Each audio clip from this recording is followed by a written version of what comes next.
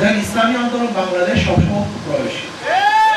ইসলামী আন্দোলন বাংলাদেশ সূচনা হয়েছে ঐক্যের ভিত্তিতে। ইসলামী আন্দোলন বাংলাদেশ ইসলাম দেশ মানবতার জন্য সবার সাথে ঐক্য হতে রাজি। জামাতের ব্যাপারে অনেকে আলোচনা করেছেন যে চরমনাইয়ে জামাতের আমির গিয়েছেন।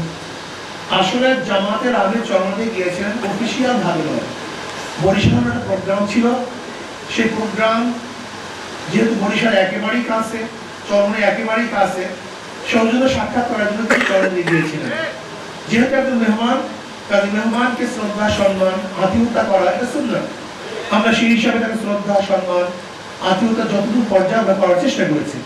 সেখানে রাজনৈতিক কোনো আলোচনা হয়নি। হ্যাঁ, সাংবাদিকদের বলা হয়েছে, সেখানে আমাদের আমির শ্রদ্ধাভাজন আমির তিনি জবাব দিয়েছেন, আমরা ইসলামের পক্ষে একটা বাক্স দিতে চাই।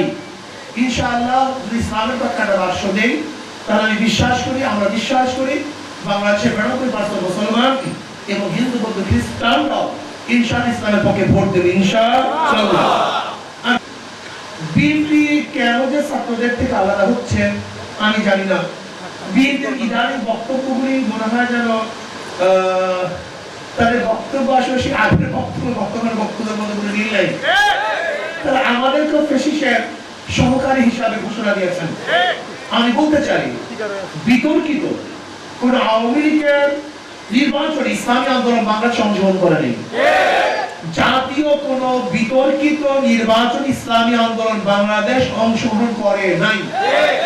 জাতীয় নির্বাচন এবং স্থানীয় নির্বাচনকে আমরা কখনোই এক মনে করি না, বরং গত স্থানীয় নির্বাচনে সবাই অংশগ্রহণ করেছে, কেউ নামে কেউ বেনামে, কেউ ডাইরেক্ট কেউ ইনডাইরেক্ট।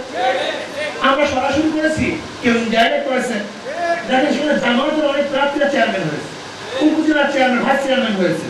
বিএনপির হাজারো উদাহরণ আমার কাছে আছে যারা নির্বাচন করেছেন, অংশগ্রহণ করেছেন। স্থানীয় নির্বাচনে বিএনপির লোকগুলি নির্বাচন করেছেন নামবিহীন, জামাতের নির্বাচন করেছেন নামবিহীন, আর আমরা করেছি নামের সাথে। পার্থক্য এতটুকু।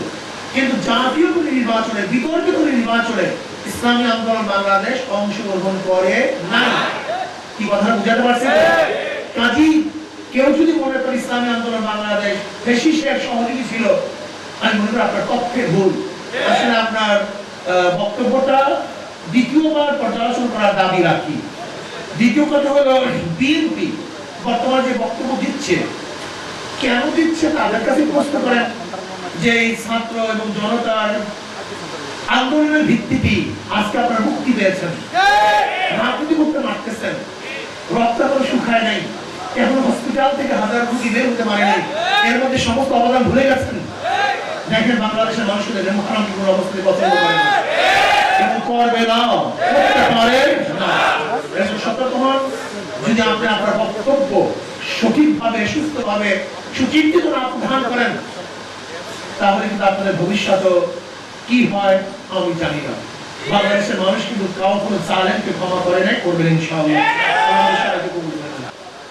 সংস্কার করার আগে যদি আপনি নির্বাচন দেন, সেই নির্বাচন তো প্রস্তাবিত নির্বাচন হবে। মানুষের আশা এবং আকাঙ্ক্ষা প্রতিফলন হবে না। মানুষ ভোট প্রয়োগ করতে পারবে না। আবার দখলদারি হবে, চাঁদাবাজি হবে, কালো টাকা সরাসরি হবে। এই নির্বাচনের জন্য আমরা আন্দোলন করিনি। এদেশের প্রত্যেকটা মানুষ যেন সুখে শান্তিতে বসবাস করতে পারে, সেরকম একটা দেশ আমরা চাই। আমি কি চাই?